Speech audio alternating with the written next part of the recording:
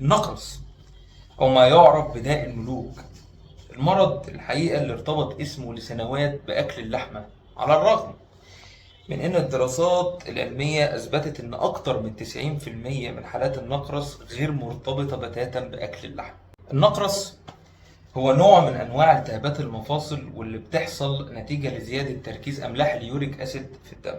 ومع زيادة تركيز أملاح اليوريك أسيد في الدم بتبدأ تترسب وتتركز على شكل بلورات في المفاصل، فتعمل التهاب شديد وتعمل ألم. في أكتر من 80% من الحالات الالتهابات دي بتحصل في مفصل صابع القدم الكبير. الأعراض دي بتكون على شكل تورم واحمرار وسخونية في المفصل، وممكن كمان يصاحبها رعشة وارتفاع في درجة حرارة الجسم ككل. نوبات النقرس عادة ما بتبدأ في ساعات متأخرة من الليل، ويبدأ الألم يزيد تدريجي لحد ما يوصل ذروته بعد 12 أو 24 ساعة. وبتستمر نوبات النقرس دي الأيام، وفي بعض الحالات النادرة ممكن توصل لأسابيع. تكرار النوبات دي وتركها وإهمالها بدون علاج ممكن يعمل مضاعفات خطيرة جدا، زي تآكل المفصل بالكامل أو حصوات على الكلى أو لا قدر الله الفشل الكلوي. افرحوا يا ستات، زغرطوا يا ستات. النقرس بيجي في الرجالة أكتر من السيدات في أعمار تتراوح من 30 سنة ل 60 سنة، ونادر جدا ما بيحصل في الأطفال غير لو لا قدر الله مثلا في فشل كلوي، ساعتها بتزيد مخاطر الإصابة في الأطفال. من أشهر الأسباب المعروفة لحدوث النقرس هو تناول كمية كبيرة جدا من اللحوم الحمراء، زي اللحم الضاني أو الديك الرومي أو لحم البط أو لحم الحمام، أو حتى تناول الأعضاء الداخلية للحيوانات زي الكبدة والطحال. كمان تناول بعض المأكولات البحرية زي السلمون، زي بلح البحر، زي محار البحر. السبب ده لا يمثل أكتر من 10% فقط من حالات الإصابة بالنقرس، و90% من الحالات بتحصل لأسباب تانية، زي مثلا تناول العصائر المحلاة بسكر الفركتوز زي العصائر المعلبة أو المشروبات الغازية أو مشروبات الطاقة. يا بتوع الريد بول والباور هورس. كمان الإسراف في تناول الكحوليات من أشهر الأسباب لحدوث النقرس. تناول بعض الأدوية ممكن يسبب ارتفاع اليوريك أسيد في الدم، زي الأدوية المضرة للبول، دي بتستخدم في بعض حالات ارتفاع ضغط الدم.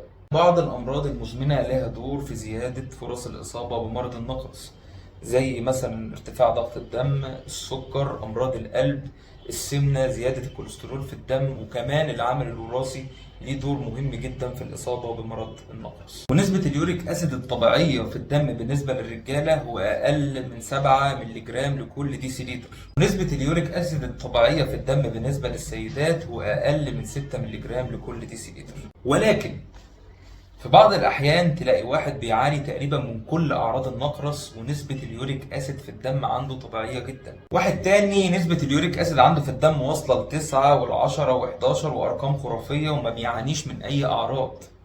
يا ترى إيه التفسير يا دكتور؟ السبب في ده يا سيدي الفاضل يرجع لوجود حاجة اسمها المحفزات، والمحفزات دي هي اللي بتزيد من فرص حدوث نوبات النقرس. المحفزات دي ممكن تبقى الجوع الشديد جدا، العطش الشديد جدا، تناول كميات كبيرة زي ما قلنا في أول الفيديو من اللحوم الحمراء، تناول كميات كبيرة جدا من المشروبات اللي بتحتوي على سكر الفركتوز، وكمان تناول بعض الأدوية لأول مرة زي الأدوية اللي اتكلمنا عنها في أول الفيديو. علاج مرض النقرس هيعتمد على خطتين ملهمش تالت، يا إما خطة قصيرة الأمد يا إما خطة طويلة الأمد.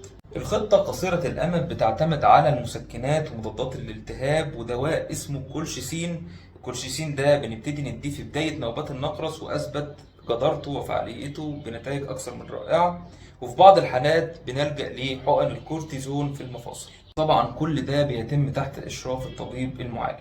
أما الخطة طويلة الأمد فدي بتعتمد على وصف بعض الأدوية لكل مريض على حسب حالته، والأهم من الأدوية دي هو البعد عن كل مسببات حدوث نوبات النقرس اللي اتكلمنا عنها طول الفيديو. البعد عن المسببات ده هو نفس طريق الوقاية اللي هيتبعه الأشخاص المعرضين أكتر لحدوث نوبات النقرس، وده بيتم عن طريق 6 نقاط. أولهم تقليل الوزن وممارسة الرياضة بشكل دوري ومستمر. تانيهم تشرب مية كتير جدا خلال اليوم على قد ما تقدر. تالتهم تحافظ على نسب السكر والضغط والكوليسترول في الدم في مستوياتهم الطبيعية. رابعهم متابعة وظائف الكلى بشكل منتظم.